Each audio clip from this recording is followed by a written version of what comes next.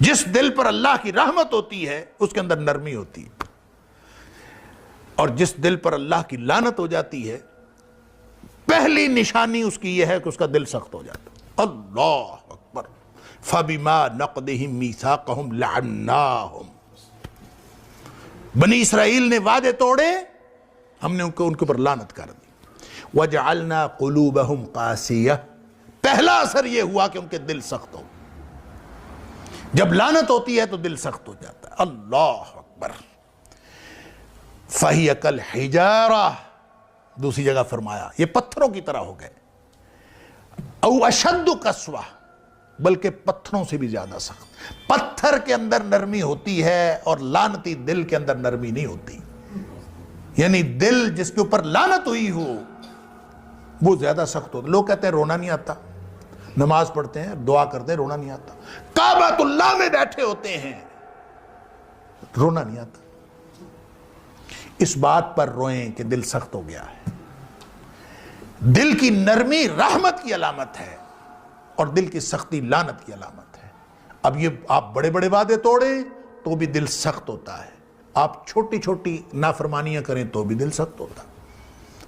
نبی اکرم صلی اللہ علیہ وسلم نے فرمایا، مثال کے طور پر ترمذی شریف کی حدیث ہے، نبی اکرم صلی اللہ علیہ وسلم نے فرمایا یہ جو گپ شپ میں بیٹھے رہتے ہیں نا، اللہ گپیں بیٹھے ہیں، ہانک رہے ہیں، گپیں گفتگو چل رہی ہے، چاہے بڑے بابے بیٹھیں چاہے چھوٹے چاہے نوجوان جو بھی، فرمایا لا تکثر الکلام بغیر ذکر اللہ، لوگو ایسی گفتگو، ایسی گپ شپ، لمبی لمبی گفتگو وہ نہ کیا کرو بغیر ذکر اللہ، جس میں اللہ کا ذکر نہ ہو، ایسا نہ کیا کرو۔ کیوں؟ اس لیے نہ کیا کرو کہ ان کثرت الکلام بغیر ذکر اللہ قسوۃ للقلب،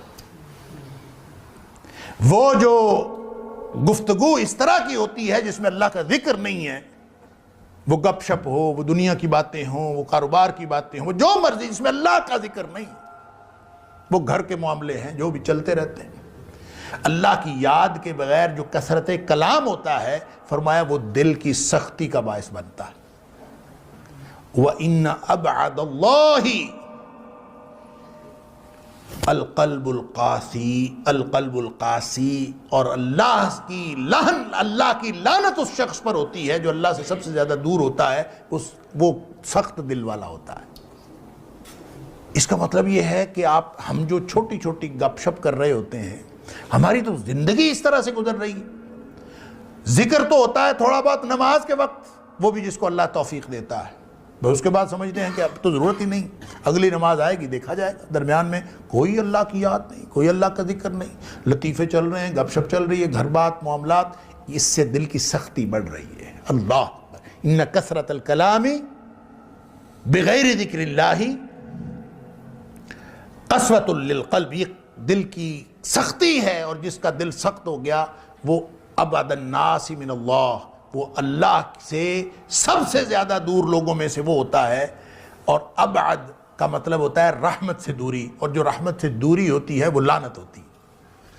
تو سب سے زیادہ دور اللہ کی رحمت سے وہ کون ہوتا ہے؟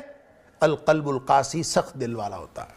اب میں اور آپ، ہم کا سب جو زندگی گزار رہے ہیں، اس میں لمحہ لمحہ ہم دل کی سختی کا انتظام کر رہے ہیں، ہر چیز دل پر اثر کر رہی ہے، لیکن سب سے زیادہ جو چیز دل پر اثر کرتی ہے نا، جو دل کو سخت بناتی ہے، وہ آنکھ اور زبان کا عمل۔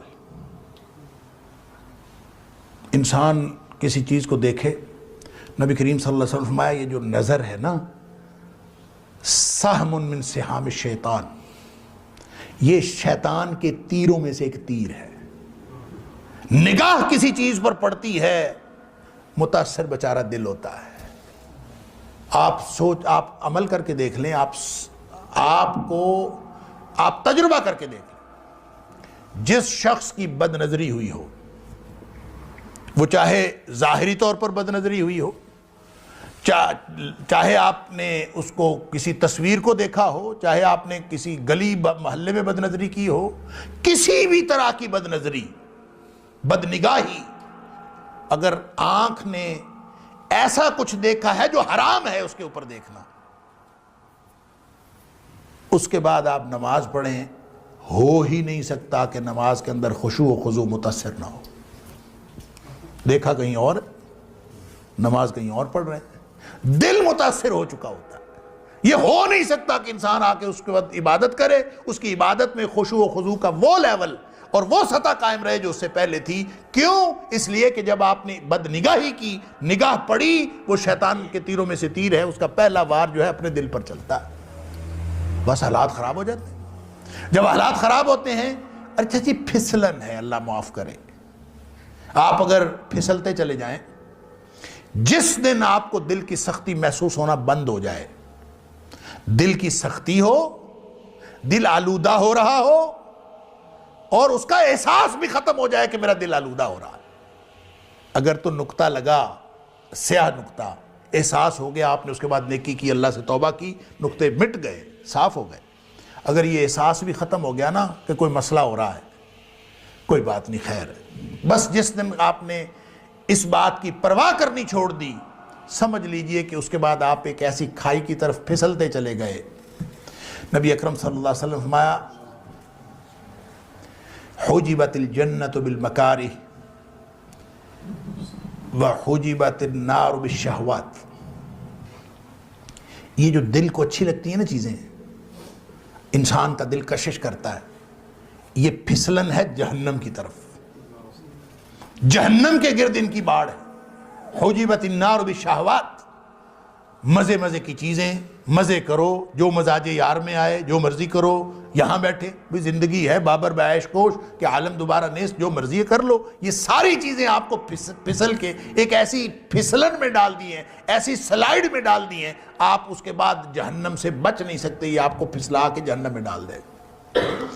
حجبت الجنت بالمکارہ، جنت میں جانا ہے تو نفس کو لگام ڈالنی پڑے گی، مکروہات نفس، دل کو مشکل لگتے ہیں کام، اس کو مائل اور قائل کرنا پڑتا ہے، اور مائل قائل کر کے بڑی مشکل سے، کب آسان ہے بھائی، اپنے دل کے خلاف اٹھ کے آپ سردیوں میں اٹھ کے نماز پڑھنا، روزے رکھنا، خدمت خلق کرنا، اپنی جیب میں سے پیسے خرچ کرنا، علی ھذا القیاس، جتنے بھی حقوق اللہ اور حقوق العباد کی چیزیں ہیں، بڑی مشکل، دل کو قائل کرنا پڑتا ہے۔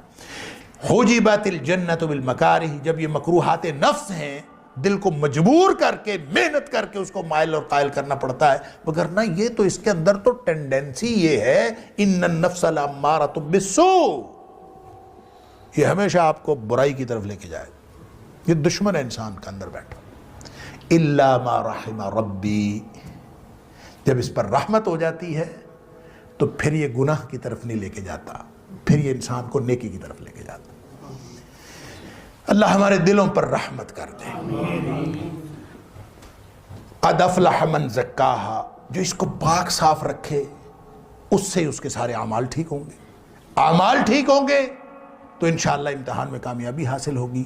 اور اگر اسی کو پاک صاف نہ رکھ سکا، یہی آلودہ ہو گیا، زنگ لگ گیا، تو پیچھے کیا رہ گیا؟ اللہ اکبر۔ قد خواب من دساہا، میں عرض کر رہا تھا یہ جو دساہا ہے نا، اس کا ایک معنی تو آلودہ کرنا ہے، اس کا ایک معنی ہے دبا دینا۔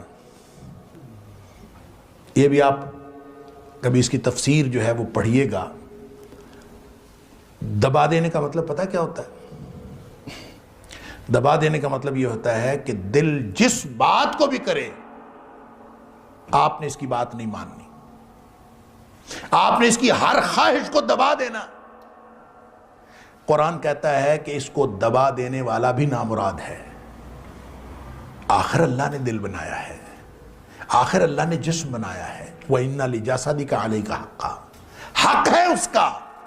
لہذا اگر بھوک لگی ہے، دل چاہ رہا ہے کہ میں نے کھانا کھانا ہے، آپ کہیں کہ تجھے کھانا نہیں دینا، یہ دساہا ہے۔ اگر آپ کو شہوت کی اشتہا ہے، آپ جوان ہیں، جن سے مخالف کی ضرورت ہے، آپ کہیں کہ نہیں شادی کرنی، دساہا ہے، قد خواب من دساہا۔ اسلام نے ایسی کوئی تعلیم نہیں دی کہ آپ اپنی جائز خواہشات کو بھی دبا دیں، نہیں، اسلام نے اس کے لیے چینل دیا ہے، حرام کو چھوڑیں، حلال استعمال کریں۔ اللہ نے کوئی چیز ایسی نہیں رکھی جس کے لیے حلال کا کوئی راستہ نہ رکھا ہو، اور اگر آپ کا دل کرتا ہے آپ حرام کام چھوڑیں، حلال کا راستہ اختیار کریں۔ وہ حلال کا راستہ اختیار کر کے جب خواہش نفس پوری کریں گے تو اس میں بھی ثواب ہوگا۔ نبی پاک صلی اللہ علیہ وسلم فرمایا فی بضع احدکم صدقہ، تم اگر تعلق زوجیت قائم کرتے ہو تو اس میں بھی ثواب ملتا ہے۔ صحابہ حیران ہو، ایک آدمی خواہش نفس پوری کرتا ہے، اس کو ثواب کیسے ملتا ہے؟ اللہ اکبر۔ نبی اکرم صلی اللہ علیہ وسلم فرمایا اگر وہ حرام کاری کرے تو گناہ نہیں ملے گا؟ ملے گا۔ جب گناہ ملے گا حرام کاری کرنے سے تو حلال کاری کرنے سے ثواب کیوں نہیں ملے گا؟ لہذا مومن کا جو کھانا پینا سونا جاگنا سب ثواب ہے۔ یہ سوتا ہے اپنے آرام کے لیے، جسم کے آرام کے لیے، چونکہ وہ مومن ہے، چونکہ اس نے اپنے سارے معاملات کو حلال کے دائرے میں محدود کر لیا ہے اور حرام سے بچنے کا تہیہ کر رکھا ہے، اس لیے اس کا سونا جاگنا بیٹھنا اٹھنا سب ثواب بن جاتا ہے۔ لہٰذا اس جسم کو، اس دماغ، اس دل کی خواہش کو دبانا مقصود نہیں ہے، اس کو اس راستے پر رکھنا مقصود ہے جو راستہ اللہ اور اس کے رسول صلی اللہ علیہ وسلم نے دیا۔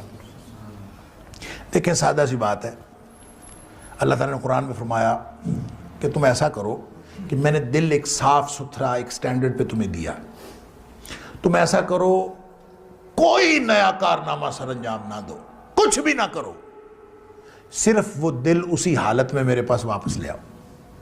کم از کم اس کو گدلہ تو نہ کرو، کم از کم اس کو آلودہ تو نہ کرو، اس کو آلودگی سے بچا کر ویسا ہی میرے پاس لے آؤ۔ اللہ اکبر۔ یوم لا ینفع مال ولا بنون الا من اتی اللہ بقلب سلیم۔ فرمایا اس دن نہ مال کام آئے گا نہ بیٹے کام آئیں گے، کام یہ آئے گا کہ صحیح سلامت دل واپس جا کے اللہ کے سامنے سپرد کرتا ہوں۔